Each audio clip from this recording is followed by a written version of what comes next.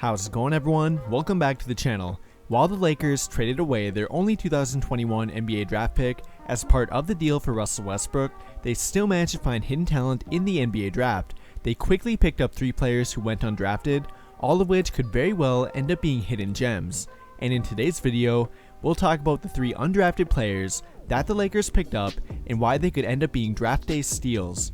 To begin, if you do not know who I'm referring to by now, I'm talking about Ayayi, Austin Reaves, and Mac McClung. The Lakers were quick to get in contact with each of them after going undrafted, and it is not hard to tell why. They even outright signed both Ayayi and Austin Reaves to a 2-way contract, which tells you about how confident they feel in them moving forward. And while Mac McClung was only signed to a training camp deal, meaning that he's not actually part of their official roster, they still were very quick to get in contact with him too. McClung has a bigger following than either of Ayayi or Reaves, largely due to his incredible athletic ability and his dunking highlights that have gone viral over the years. They each have unique potential and all definitely deserve to be in the NBA. And reportedly, Ayayi and Reaves even turned down offers to be drafted by other teams late in the second round in order to join the Lakers on a 2-way contract. And if that can be believed, that does tell you a lot about how interested the Lakers were in each of them and how often they were probably in contact with them too, which is not all that surprising when you consider that both Ayayi and Reaves probably should have been taken in the NBA draft. Ayayi in particular was projected to maybe be taken in the late first round, and at the very least was thought to be an early to mid second round pick. That obviously did not pan out as many people thought it would, but in the end, it worked out in the Lakers' favor as they may have uncovered an absolute undrafted gem. While his numbers may not jump out at you, Ayayi does all of the little things that you'd want from a player. He is a good defender, a good rebounder, reliable shooter, good passer, and is a very unselfish teammate. His game directly translates to winning, and it is not hard to tell why. A lot of fans were very excited about the Lakers picking him up.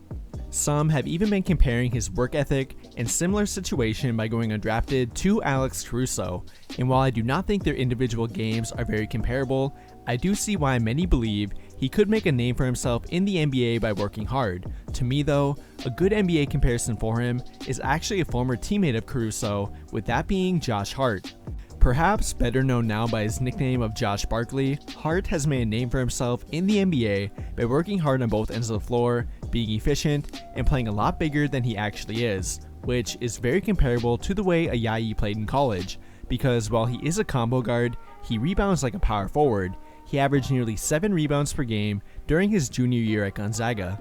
He is a very good defensive rebounder and always seems to come away with rebounds despite lacking height. With that, like Josh Hart, he gives a lot of effort on both ends of the court, has good ball handling ability, above average playmaking ability, and is a pretty good 3-point shooter. Not only does Ayayi remind me quite a bit of Josh Hart, but I think he would do well to model his game after him too.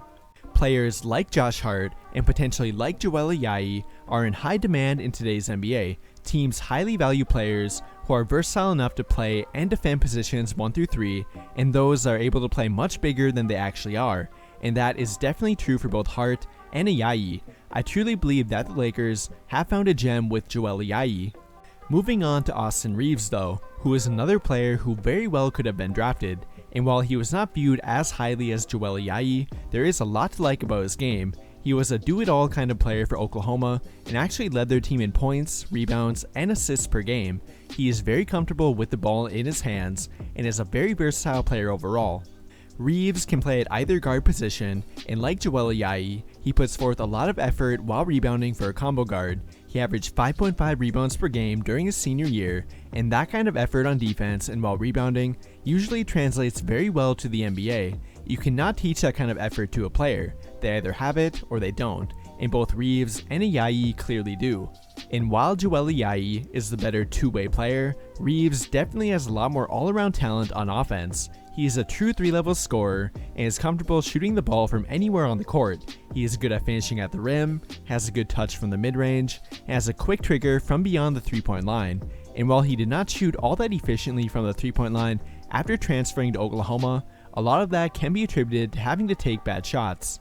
He was their go-to guy on offense during both his senior and junior year, which led to him often having to take difficult shots near the end of the shot clock. However, if we look back to his freshman and sophomore year while playing at Wichita State, where he was more of an off-ball player and primarily played into a catch-and-shoot type of role, he shot much better from the three-point line. He shot over 50% during his freshman year and then over 42% during his sophomore year, while attempting nearly 4 3-point shots per game. And with him likely reverting back to being a little more of an off-ball player in the NBA, I would expect his numbers from the three-point line to go back up. He is a very complete player on offense for someone who went undrafted, and the Lakers very well could have found another undrafted gem with Austin Reaves. Finally though, we'll end by reviewing Mac McClung and what he can bring to their summer league team, and possibly even beyond that. While he is known for being an absolute human highlight reel and dunking machine, especially for his height, he does have a lot more to offer than only dunking ability.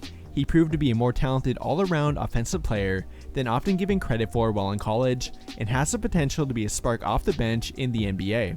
He can score from practically anywhere on the court, and although he was below average in terms of efficiency, if you look at the difficulty of the shots that he was often taking, he was actually fairly efficient if you consider that. He can make very difficult shots around the rim that not many other players at his height would be able to convert, and he has the ability to make tough shots off the dribble too. It is often quite difficult for defenders to bother his shot, purely from how highly he elevates, even during a jump shot. He truly has incredible leaping ability, and it helps him to not be bothered by bigger players defending him. While I do not think he will ever be a star player or anything like that in the NBA, like I mentioned before, he does have the potential to be a very good offensive player off the bench.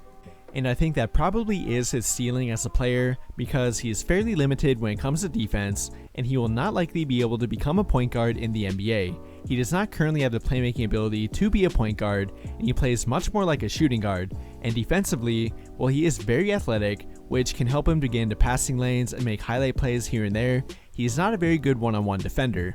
There is a lot of room for him to grow as a player yet, but if we are being honest, the hype surrounding him is almost completely due to his highlight plays. However, that is not to say that he does not belong in the NBA, or that he does not have a shot at making a team. I think he will be a lot of fun to watch during Summer League, and that he does have a lot of untapped potential yet. In conclusion though, the Lakers did very well to find underrated talent after the NBA draft. Both Ayayi and Austin Reaves very well could have been drafted, and both were great pickups in my opinion. And while Mac McClung may not be as well-rounded of a player as them, he was very smart for them to pick up as well. He will bring a lot of attention to their Summer League team, and will get a lot of people excited to watch their games. I personally really like all three of them, and believe they could each turn out to be legitimate NBA players. The Lakers scouting team has been known to find underrated talent on draft day in the past, and they may very well have done it again. But what do you guys think? What do you think of Ayayi, Austin Reaves, and Mac McClung? Which one was your favorite addition, and who are you most looking forward to watching in Summer League? Let me know by commenting down below, and we can talk about it there. That will do it for this video though. Thank you to everyone who took the time to watch until the end of the video. I really hope you enjoyed it, and if you did, please remember to drop a like on the video, subscribe to the channel if you haven't already, and turn notifications to get notified right away when I drop a new video. And if you want to stay up to date on all my immediate thoughts, moves on the NBA, be sure to follow me on Twitter too. But as always, thank you for watching, and have a great day.